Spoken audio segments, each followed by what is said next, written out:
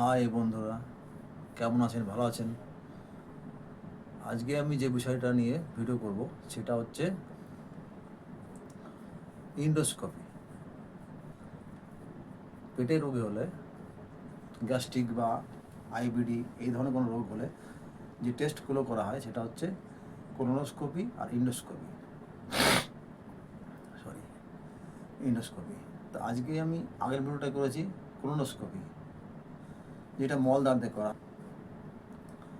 এই আমি ডাক্তার নই, তবে আমি এটা আগেও ভিডিওটাতে বলেছি। আমি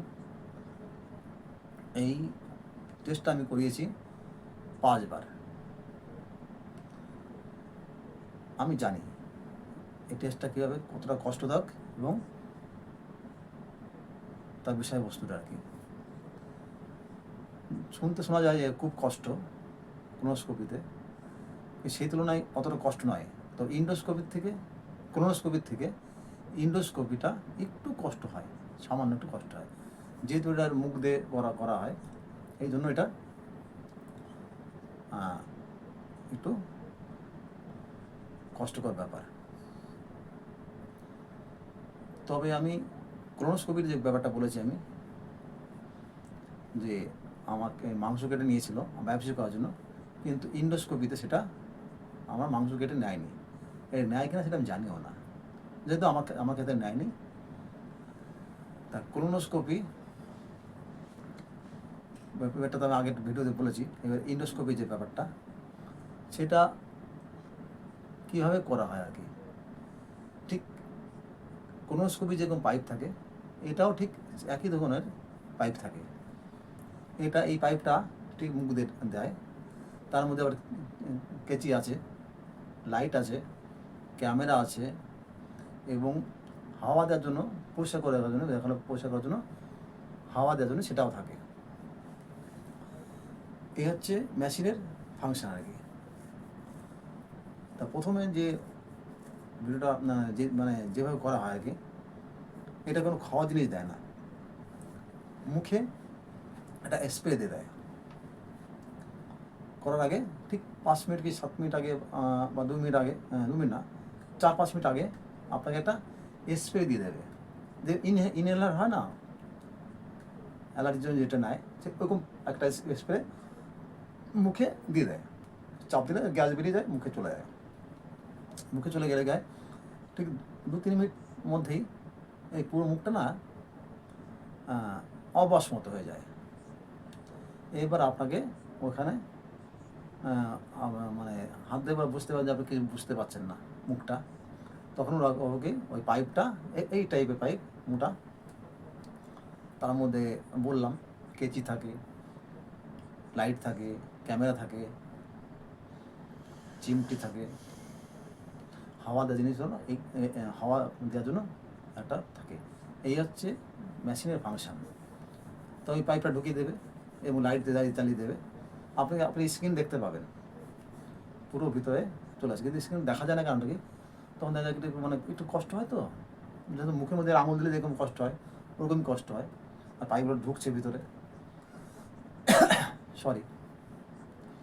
তা ওইটা পুরো ক্যামেরাতে পুরো দেখতে দেখতে যায়। পুরো আপনার এই পাইপটা, এই যে আমাদের আছে খাদ্যনালীটা, ওটা পুরো চেক করতে করতে নিচের দিকে নেমে যায়, স্ক্রিনে পুরো দেখা যায়। যেখানে স্পট হয় সেটাই আবার ক্যামেরা দিয়ে সেটা নিয়ে নেয়। সে ডাক্তার সেটা বুঝবে কোনটা ছবিটা নেবে, কোনটা নেবে, তারপর নির্ভর করা যায় রিপোর্টের। তা এটা অনেকেই ভাবে যে ইন্ডোস্কোপি করবে কত না কষ্টদায়ক ব্যাপার। এটাও দুরকম হয়, একটা অজ্ঞানকর হয়, একটা এমনিতে হয়। তা আমি প্রত্যেকে নর্মালভাবে করেছি, আমার কোনো অসুবিধা হয়নি। তা এটা খুব একটা কষ্টকর ব্যাপার নয়। যে কোনো টেস্টে একটু কষ্ট হয়, এটা স্বাভাবিক কথা, কিন্তু এটা কোলোনোস্কোপির থেকে ইন্ডোস্কোপিতে কষ্টটা কম। কোলোনোস্কোপির থেকে ইন্ডোস্কোপিতে কষ্টটা একটু বেশি, তবে করা যায়, অসুবিধা নাই। ভয়ের কোনো কারণ নেই, ভয় পাবেন না। যদি কোনো গ্যাস্ট্রিক আলসার হয় বা কোনো হয়, তখন এই টেস্টগুলো দিলে ঘাবড়ানোর কোনো ব্যাপার নেই। কিন্তু আমি নিজে ভুক্তভোগী, আমি ডাক্তার নই, আমি একটা রুগী। আমি করিয়েছি বলে আমার অভিজ্ঞতা দিয়ে এই ভিডিওটা করছি আর কি, অনেক যাতে সুবিধা হয় আর কি, ভয় না পায় তার জন্য করা আর কি। তা এটা ডাক্তাররাই বুঝবে, ডাক্তাররাই ভালোভাবে করবে, ভয়ের কোনো কারণ নেই, ভয় পাবেন না, এটা একদমই নর্মাল ব্যাপার। প্রচুর লোকে করে, আমিও করেছি, আরও লোক করছে। এটা টেস্ট মানে এই টেস্টটা করার কারণটা হচ্ছে কি আপনাকে সঠিকভাবে যাতে সে ট্রিটমেন্টটা করতে পারে, ভয় পাবেন না একদম। এই ভিডিওটা যদি ভালো লাগে অবশ্যই শেয়ার এবং কমেন্ট এবং সাবস্ক্রাইব করবেন। আমার চ্যানেলের নাম হচ্ছে তপন A to Z। এর আগের ভিডিওগুলো করেছি, ওগুলো দেখে নেবেন। ভিলোর সম্বন্ধে, টেস্টের সম্বন্ধে করা আছে, হোটেলের সম্বন্ধে করা আছে, ট্রেনে কোন ট্রেন যাবেন, কোন ট্রেনে গেলে আপনার সুবিধা হবে, 2 দিন হাতে টাইম পাবেন, প্রথমবার গেলে কী কী করবেন, এই ধরনের ভিডিওগুলো দেওয়া আছে, পারলে অবশ্যই দেখে নেবেন। মানে আপনাদের উপকার হবে, ক্ষতি হবে না। তাহলে আজকের মতো এই ভিডিওটা রাখছি, ভালো থাকবেন, সুস্থ থাকবেন, বাই বাই, টাটা।